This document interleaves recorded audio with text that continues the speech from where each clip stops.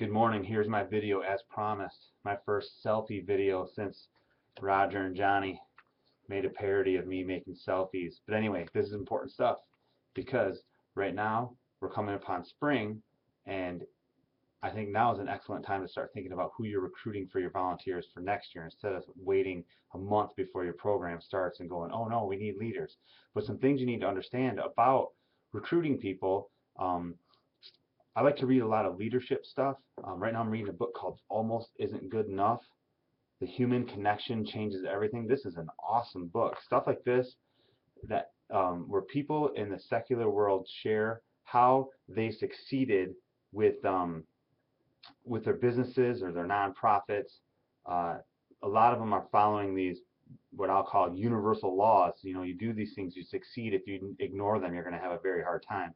One of the universal laws is the 80-20 rule, meaning that 80% of the people are going to tell you no, 20% are going to tell you yes. So basically, you got to fish through the numbers to get your 20% that will say yes. So for every 2 leaders that you want, according to this law, um, uh, you would have to ask 10 people. Okay, so I think maybe in church you'll do better than that. But here are some very interesting things about when we contact people to help us out. A lot of us, 40% of us, 48% of us will make the first contact and then stop.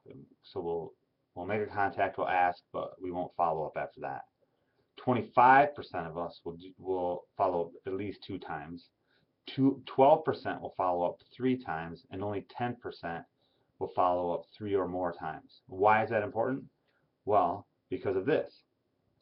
Um, in sales, and just I guess we can consider this the same kind of thing. Like when we get a volunteer to commit to helping us with our program, I'd say that's a close. Like we sealed the deal. Just as a person selling a house or selling a car or whatever it might be, when they sell that product, that's a close for them. Our close is somebody coming on board with us.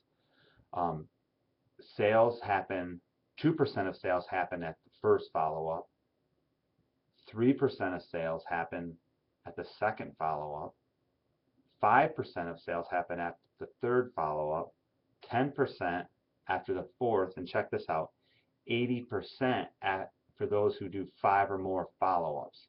So go back to the other numbers, look at these numbers. How many follow-up calls are you making? Do you give up after 1? Do you give up after 2? Will you do 3 or more? If you do, then compare them to these numbers, which will show you where you'll most likely find your yeses and successes. So that's just a little secret tip to recruiting volunteers. It's going to take a lot of follow-up. Some of the stuff I read in books like Almost Isn't Good Enough, it wasn't in this book, but in other books, is that the fortune is in the follow-up. So for us, we are gonna make it count when we do our follow-ups.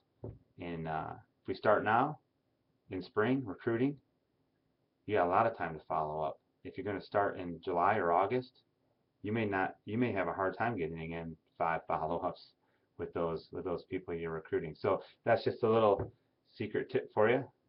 Go have fun recruiting volunteers for next year.